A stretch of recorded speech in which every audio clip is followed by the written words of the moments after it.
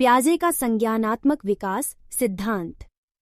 Gene पियाजे द्वारा प्रतिपादित संज्ञानात्मक विकास सिद्धांत थ्योरी ऑफ कॉग्निटिव डेवलपमेंट मानव बुद्धि की प्रकृति एवं उसके विकास से संबंधित एक विशद, स्वच्छ, निर्मल या उज्ज्वल सिद्धांत है।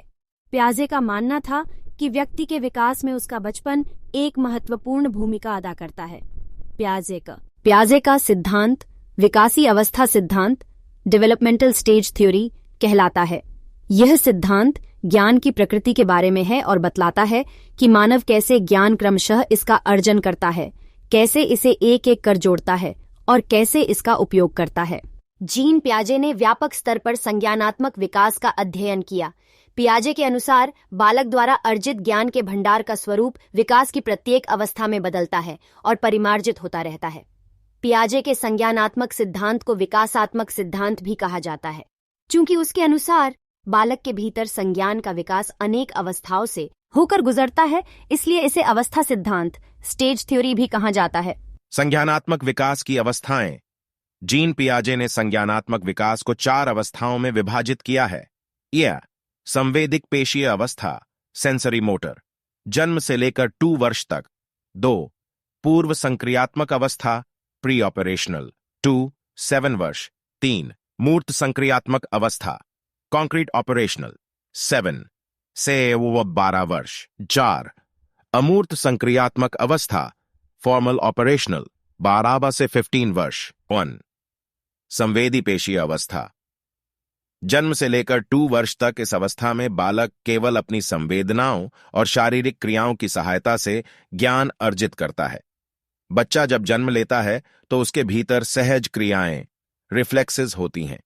इन सहज क्रियाओं और ज्ञानेंद्रियों की सहायता से बच्चा वस्तुओं, ध्वनियों, स्पर्श, रसों एवं गंधों का अनुभव प्राप्त करता है और इन अनुभवों की पुनरावृत्ति के कारण वातावरण में उपस्थित उद्दीपकों की कुछ विशेषताओं से परिचित होता है।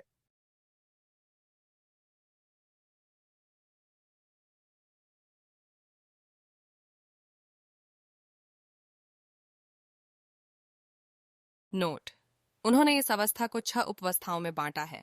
2 पूर्व संक्रियात्मक अवस्था। इस अवस्था में बालक स्वकेंद्रित व स्वार्थी न होकर दूसरों के संपर्क से ज्ञान अर्जित करता है। अब वह खेल, अनुकरण, चित्र निर्माण तथा भाषा के माध्यम से वस्तुओं के संबंध में अपनी जानकारी अधिकाधिक बढ़ाता है।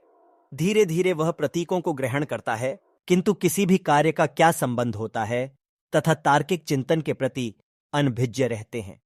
इस अवस्था में अनुकरणशीलता पाई जाती है। इस अवस्था में बालक के अनुकरणों में परिपक्वता आ जाती है। इस अवस्था में प्रकट होने वाले लक्षण 2 प्रकार के होने से इसे 2 भागों में बांटा गया है। 3 मूर्त संक्रियात्मक अवस्था 7-12 वर्ष। इस अवस्था में बालक विद्यालय जाना प्रारंभ कर लेता है एवं वस्तुओं एवं घटनाओं के बीच समानता, भिन्नता समझने की क्षमता उत्पन्न हो जाती है। इस अवस्था में बालकों में संख्या बोध, वर्गीकरण, क्रमानुसार व्यवस्था, किसी भी वस्तु व्यक्ति के मध्य पारस्परिक संबंध का ज्ञान हो जाता है। वह तर्क कर सकता है। संक्षेप में वह अपने चारों ओर के पर्यावरण के साथ अनुकूल करने के लिए अनेक नियम को सीख लेता है। 4 औपचारिक या अमूर्त संक्रियात्मक अवस्था। यह अवस्था 12 वर्ष के बाद की है।